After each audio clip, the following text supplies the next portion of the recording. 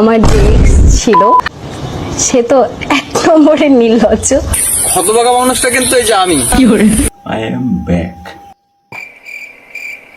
তো গাইস, এখন মার্কেটে কি চলছে? রণপ্রীতির divorce. Hey guys, welcome back to our channel. বাবু না বাল। ব্যাপারটা একটু খুলে বলি। কার মুখ দিয়ে রক্তের কথা শুনি? যার ছোটবেলা দিয়ে রক্ত অন্য কথা বলে। ডিসেন্ট অ্যাটিটিউড আজকে। আর তোমার রক্ত কি কথা বলে বলবো?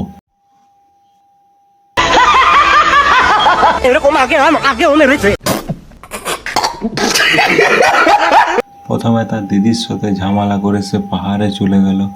তখন প্রীতি সোশ্যাল মিডিয়ায় এসে বলল, রমতা এখন পাহাড়ে ঘুরছে, খুব মজা করছে, জীবনটাকে নতুন ভাবে উপভোগ করছে।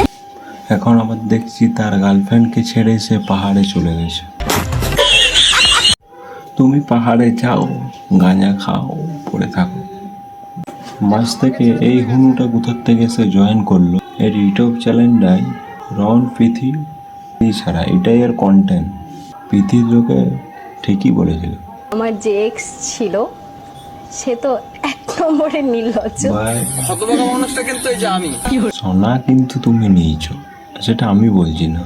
সোনা তুমি চুরি করেছো কি? যা হোক, এসব এখন অতীত।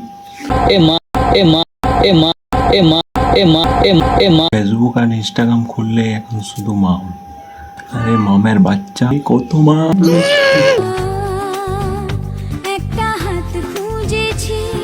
ভাই, এই নেকাচোদালা তুই ছোট থেকে করতিস না, বউ পাওয়ার পর করছিস। পার্ট 2 আসছে এদেরকে নিয়ে।